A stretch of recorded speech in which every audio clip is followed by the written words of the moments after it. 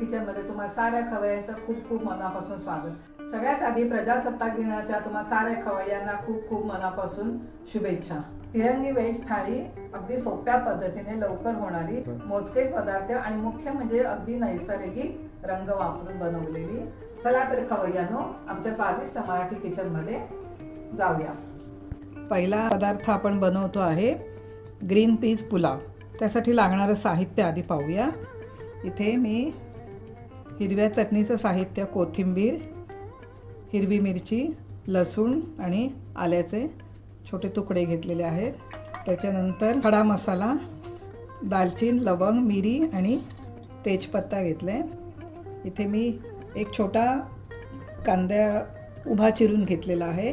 त्याच्यानंतर अर्धी वाटी मटार, एक वाटी इथे मी बासमती तांदूळ भिजवून हा निथळत ठेवला होता।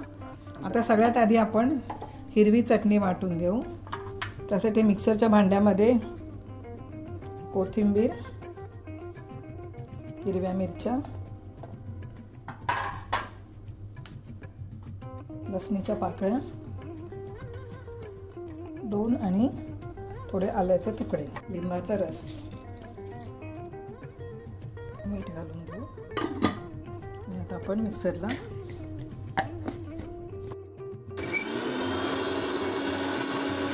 तर ही आपली चटणी बारीक वाटून झालेली आहे। याच्यात अजिबात पाणी वापरलेलं नाही आहे। ग्रीन पीस पुलावसाठी आता आपण फोडणी घालून घेऊया।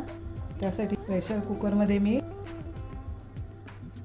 2 टेबलस्पून तेल घालून घेतलेलं आहे। तेल तापल्यानंतर तमालपत्र,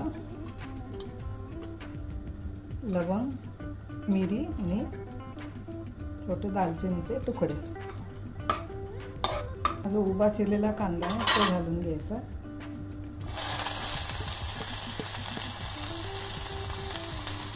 परतून घ्यायचं गोल्डन ब्राऊन कलर येईपर्यंत। आता तुम्ही बघू शकता इथे आपला कांदा छान गोल्डन ब्राऊन कलरवर झालेला आहे। आता ह्यात ही जी चटणी वाटलेली आहे ती छान परतून घेऊ। तेल सुटेपर्यंत परतून घ्यायची। इथे आता आपली हिरवी चटणी छान परतून झालेली आहे। अगदी छान मस्त त्याला खमंग वास सुटलेला आहे। आता ह्यात अर्धी वाटी मटार घालून घेऊ। आता मटार सुद्धा आपले छान परतून झाले। आता ह्यात 1 वाटी बासमती तांदूळ घालून परत छान एकदा परतून घेऊया।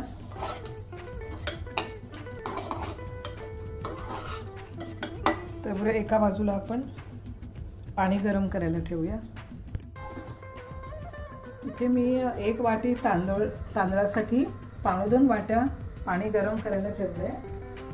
पाण्यातच आता आपण मीठ घालून घेणार आहोत, म्हणजे सगळीकडे छान मीठ लागेल। आता इथे आपलं पाणी गरम झालेलं आहे। गरम पाणी ओतूया।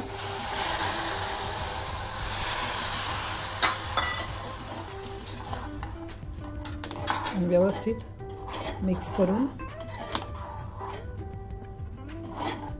साधारण 2 शिट्ट्यांमध्ये पुलाव आपला शिजेल।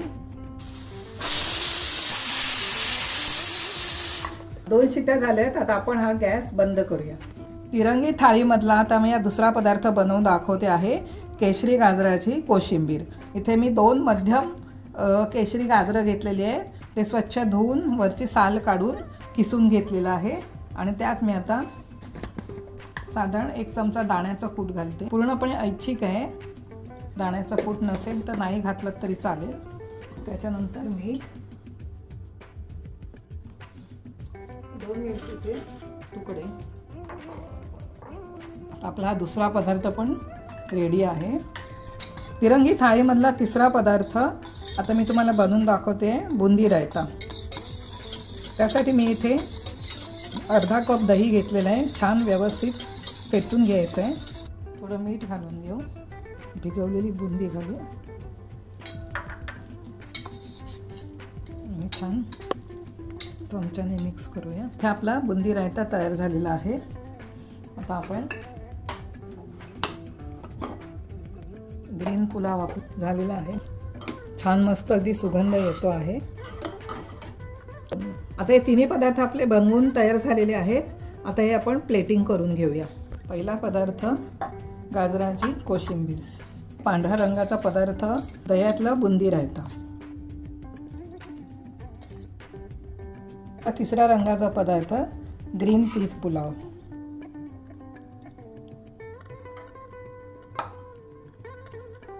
झटपट तिरंगी थाळी तयार झालेली आहे. आता आपण ह्याचा आस्वाद घेऊया. पाहिलं खवय्यांनो, किती झटपट आणि साध्या सोप्या पद्धतीने आपण ही तिरंगी पदार्थांची थाळी बनवलेली आहे. आमचे असेच वैविध्यपूर्ण व्हिडिओज पाहण्यासाठी आमच्या स्वादिष्ट मराठी किचनला सबस्क्राईब करा, लाईक करा आणि व्हिडिओ आवडला तर शेअर करा आणि हो, बेल आयकॉन प्रेस करायला मात्र विसरू नका. धन्यवाद.